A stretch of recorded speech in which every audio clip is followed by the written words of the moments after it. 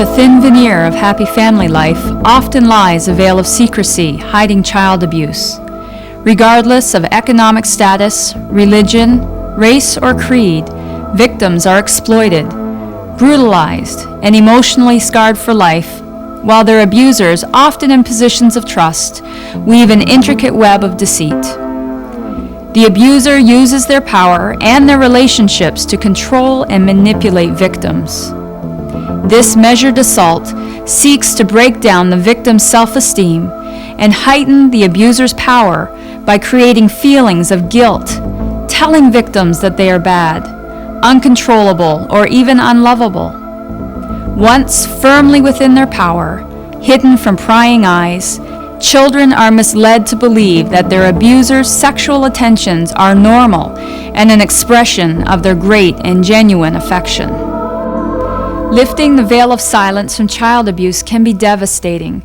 The victims often blame themselves, and in doing so, fall under the power of their abuser, professing misplaced loyalty and affection. Their feelings of extreme shame and humiliation isolate them, creating long-term emotional scarring that can lead to depression, suicide, addiction, self-contempt, and an inability to trust and develop intimate relationships later in life.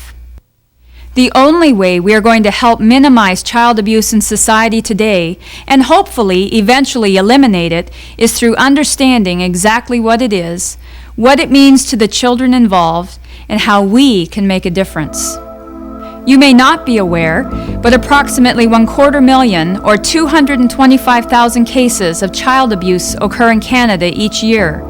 Physical abuse is the most common form of child abuse, involving close to 50% of all reported cases.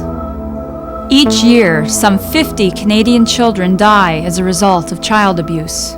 We also know that 2 out of 3 children who are physically abused are under 12 years old, while almost half are under 7. 1 out of 3 are abused multiple times before they're finally identified and protected.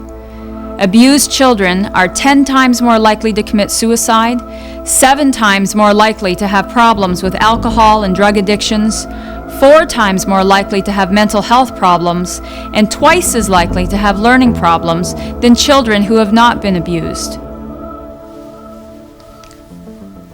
One of the first steps in helping an abused child is to be able to identify and recognize the signs of abuse in everyday life. They are often physical or behavioral signs, or both. And while these indicators are excellent clues, they are not proof. Sometimes these clues can be symptomatic of something other than abuse. So it's important to note that there is rarely one incident or symptom that clearly defines abuse. If we look at physical abuse, we would define it as any action or inaction, whether it's deliberate or careless, that causes bodily harm or pain to another person. It can take the form of a passive response, like withholding basic needs, or an assault, which can take the form of a beating, rough handling, or confinement, such as locking a child in a room. Even restraining a child can be abusive. However, this type of abuse is more common among the elderly, where the person may be tied to a bed. Some of the signs of physical abuse may be bruises or welts, and their location, age, and shape can help you determine if they represent something you should be concerned about. The numbers of bruises and their irregular shape should suggest further investigation. Keep in mind that typical bruises are usually round in shape. You may also find bite marks or pinch marks, burns caused by a cigarette or heating element, and rope marks around the arms, legs, or neck. Fractures or broken bones in various stages of healing are often indicators of child abuse to medical professionals. Head injuries or whiplash may suggest severe shaking. Some of the behavioral problems that we see associated with physical abuse may be that a child seems frightened of their parents or fearful of adults in general. They are usually not trusting. He or she may be apprehensive when other children cry. Now, physically abused children often demonstrate extremes in behavior. They may be extremely aggressive or overly passive, and they might seem uptight or anxious on an ongoing basis. Physically abused children may even show no emotion at all or develop poor social relationships with their peers. Another devastating type of abuse is sexual abuse. Sexual abuse can be defined as single or repeated incidents of unwanted behavior with sexual overtones. Anytime it's with a child, it is wrong. Some examples of this are touching inappropriately, inappropriate gifts, comments, or questions, sexual innuendos or jokes, exhibitionism, leering, or peeping Tom behavior. Physical symptoms are not obvious to the average youth worker, but such clues as torn or blood-stained underclothing can help identify sexual abuse. Some of the behavioral symptoms of sexual abuse may be that a child will state that a parent or caretaker has sexually assaulted him or her. The victim may have noticeable mood and personality swings. They may be unwilling or reluctant to participate in physical activities or become very promiscuous. He or she may have a fear of closed places like closets or bathrooms, and they may show an aversion to physical contact. Inappropriate sexual knowledge, language, or behavior can also be indicators of sexual abuse. A third type of abuse is emotional abuse. Emotional abuse can be defined as any action or inaction, whether deliberate or careless, resulting in humiliation, emotional trauma, fear, or intimidation. Examples of this kind of abuse include verbal assaults, where the language can be threatening or derogatory towards a child. Denial of privacy can also be abusive, when a person is accountable for every moment of every day and must undergo constant criticism. Misuse of spiritual authority, such as using passages or phrases from the Bible out of context or suggesting that it is God's will when abusing a child, can be equally devastating. Physical symptoms are less tangible with emotional abuse, but the expressions of sadness can show us that it is equally damaging to a child. Some of the behavioral symptoms associated with emotional abuse may be a lack of self-confidence, timidity, confusion, or discouragement. The child may appear overly compliant or passive, undemanding or apologetic, or they may appear to be extremely aggressive, demanding and rageful, defiant in their behavior. He or she may talk about suicide and display depression, or may have an ongoing fear of failure and a poor self-image. This type of abuse can also cause a child to have learning difficulties or a low tolerance for frustration. Often, an emotionally abused child may have poor social relationships with peers, but he or she may also appear emotionally hungry and crave attention. Another form of abuse is neglect, which can be described as the failure to provide for the basic needs of life. The symptoms of neglect in children can be exhibited through their appearance. They may be consistently dirty, unwashed, or inappropriately dressed for the weather conditions. Children who have been neglected may be malnourished or have injuries that have been treated inappropriately. They may also have behavioral symptoms, such as being consistently hungry or thirsty, and are often tired or sleepy. Neglected children can appear drawn or depressed and show a need for constant attention and physical contact. They will also bond inappropriately with people and have poor social skills when it comes to relating to their peers.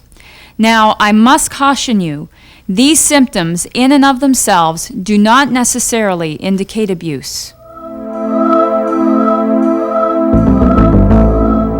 You may suspect or become aware that a child is being abused through physical signs, through the child's behavior, or through a disclosure.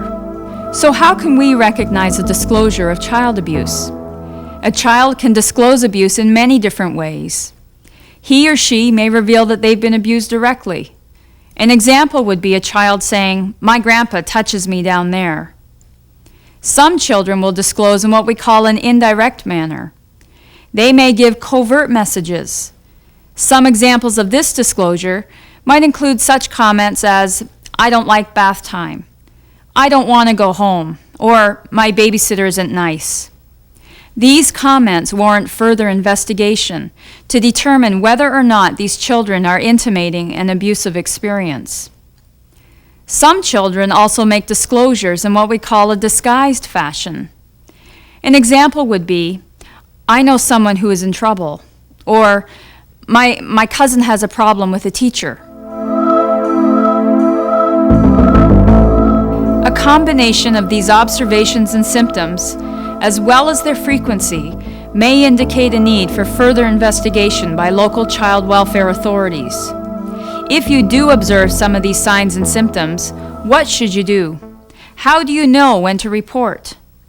Child abuse is sometimes mistakenly thought to be a private matter. Therefore, we shouldn't get involved. But that's not true. If you have reasonable grounds to suspect that a child is being abused or neglected, promptly report your concerns to the local child welfare agency. If you are a professional, you have a legal responsibility to report any suspected child abuse to the child welfare authorities. If you are a volunteer in a youth-serving organization, then you have a moral responsibility to report. If a child comes to you with a disclosure, how do you handle it? What are the steps in the reporting process? First, you must believe in the child. For most children, sexual abuse is not a fantasy. You have to trust that the child is speaking from a great need, and open your heart to believe what you hear. It's not easy for any child to come forward. Secondly, we have to listen openly and calmly. We have to be emotionally available to the child, and we need to listen. Give the child your full attention and nod understandingly as the story pours out. Also, do not be judgmental of the child or the parents. Do not allow your own emotions to get in the way of hearing what is being said. Thirdly, we must reassure the child. Let him or her know that you believe. You must be honest with the child by saying you cannot keep this a secret, that there are other people who need to know. Explain that you're going to do your best to help.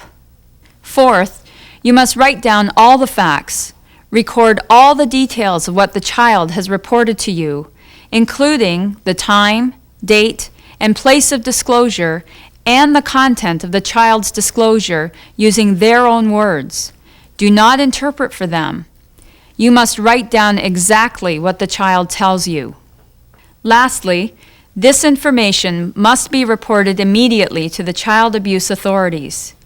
You may have to go to your supervisor, and it may be their responsibility to make the report. But we need to let the child welfare authorities handle the investigation and decide what they need to do. So how can we help abused children? I think firstly, we must create an atmosphere of safety and trust. We need to be fair and honest. We need to show these children that violence is wrong. We have to seek to help them to learn ways to deal with their anger and help them feel important. We need to help children feel accepted for being themselves. We need to take time to talk with them, and we need to listen without making promises that we cannot deliver. When we're working with young people, it's also important that we protect ourselves from false allegations and live lives that are above suspicion. There are sensible ways for us to work with children, to continue to show warmth while still protecting our integrity. Make a point of showing affection to your children in open places where others can see and share in the warmth. If you're comfortable with others watching what you're doing with children, then you're probably okay. Touch children on safe places on their bodies, avoiding the private places. The back of the head and shoulders are generally acceptable, while the buttocks, breasts, thighs, and groin are not. Anything that would be covered by a bathing suit is not acceptable. If a child is hurt or feeling ill, get them proper medical attention. Don't attempt to carry out a medical exam if you're not a doctor. Or, if a child is sad and needs to be comforted, show your affection by placing your arm around a shoulder and giving a gentle hug or a good squeeze from the side. If a child needs to have a private conversation with you, remove yourself the necessary distance from the others, but stay in view of the group. Don't go into a closed-door room with a child by yourself. Now, you should also use what we call the two-adult rule when transporting children. You must avoid at all costs being alone, one-on-one with a child.